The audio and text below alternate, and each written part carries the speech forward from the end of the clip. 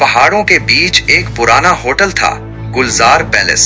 धुंध हर वक्त छाई रहती, जैसे आसमान भी इस जगह से नजरें चुरा रहा हो। कहने को तो होटल अब भी खुला था, लेकिन ऊपर वाली मंजिल पर बरसों से एक कमरा बंद पड़ा था। कमरा 313। लोग कहते थे जो भी उसमें गया या तो वापस नहीं आया, या वापस आया तो वैसा न रहा। ये बातें सिर्फ कहानियां लगती थीं, जब तक कि अयाज वहां न पहुंचा। अयाज एक फोटोग्राफर था। पुराने सुनसान मकामात पर जाना उसका शौक था। उसे गुलजार पैलेस के बारे में सुना और वो कैमरा उठा के पहुंच गया। होटल में दाखिल होते ही उसे अजीब सा एहसास हुआ, ऐसा जैसे कोई उसे दूर से देख रहा हो, छुपकर। रिसेप्शन पर एक बुढ़ा बैठा था, आंखें वीरान, चेहरा थका हुआ। अयाज ने कहा, मुझे कमरा 313 चाहिए। बूढ़े ने आंखें उठाई, पहले कुछ नहीं बोला, फिर धीरे से कहा, वो कमरा बंद है और बंद ही रहना चाहिए। अयाज ने हंसते हुए कहा, मैं डरने वालों में से नहीं, एक रात गुजारनी है बस। बूढ़ा खामोश हो गया, फिर मेज के नीचे से एक जंग आलूद चाबी निकाली और थरथराते हाथों से अयाज के हाथ में रख दी। अयाज कमरे के दरवाजे पर पहुंचा। जैसे ही चाबी ताले में घुमाई, दरवाजा खुद ब खुद चरचराता हुआ खुल गया। अंदर अंधेरा था, ठंडक अजीब सी। अयाज ने कदम रखा और पीछे दरवाजा खुद बंद हो गया।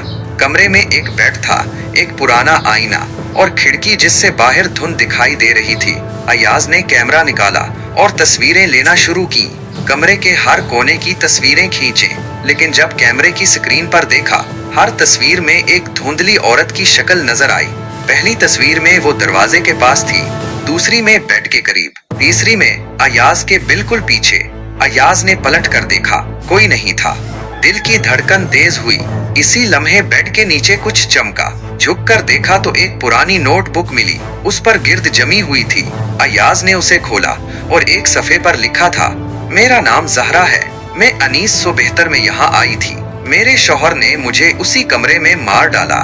मेरी लाश खिड़की के नीचे दफन है। मैं यहाँ हूँ और मुझे नींद नहीं आती। अयाज के हाथ कांपने लगे।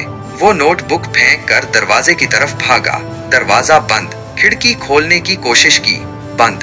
तब आईना कमरे की दीवार से हटकर एक दरवाजा बनने लगा। आईने के अंदर धुंध थी और धुंध में जहरा खड़ी थी। भीगे बाल, सफेद लिबास और आंखों से खून बह रहा था। जहरा की आवाज आई, तुम भी आए हो, तुम भी रहोगे, तुम्हें भी नींद नहीं आएगी।